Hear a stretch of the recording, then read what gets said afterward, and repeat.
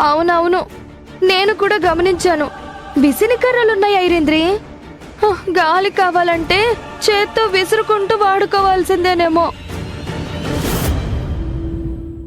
అంతే కదా వదినా. అయినా ఇది అభి వాళ్ళకి తెలిసిన ఇల్లంట. అభి ఏమైనా పెద్ద కోటలోని మహారాణియా? ఆవిడ బంధువులు కూడా ఒక బంగ్లా మనకివ్వటానికి?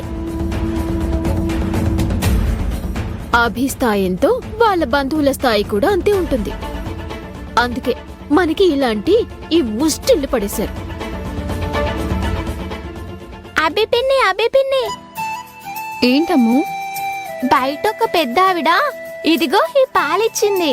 ప్యాకెట్ పాల కన్నా ఈ పాలు ఎంత బాగా వాసన వస్తున్నాయో తెలుసా? తీసుకో.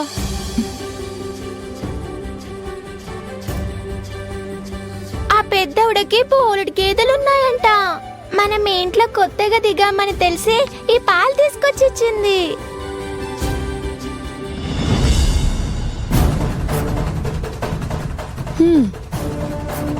పరాయి మనుషులే ఈ కాలంలో చాలా నయం అమూల్య. పక్క వాళ్ల బాధని అర్థం చేసుకోవడానికి ప్రయత్నిస్తారు, కానీ సొంత మనుషులే ఎంతసేపు కించపరిచే పనిలోనే ఉంటారు. ఎదుటి వాళ్ళని ఏదో ఒక వంకతో నిందించడానికి సిద్ధంగా ఉంటారు.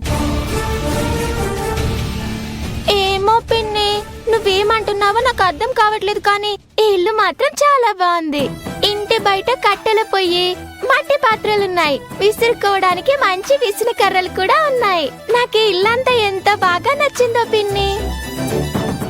నీకొక విషయం తెలుసా అమ్ము? మన పూర్వీకులందరూ ఇలాంటి కట్టెల పొయ్యి మీదే వంట చేసుకునేవాళ్లు, ఇలాంటి మట్టి పాత్రల్లోనే తినేవాళ్లు.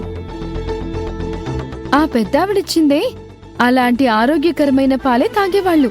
అందుకే మన పూర్వీకులు చాలా బలంగా ఉండేవాళ్లు, ఎక్కువ కాలం బతికేవాళ్లు.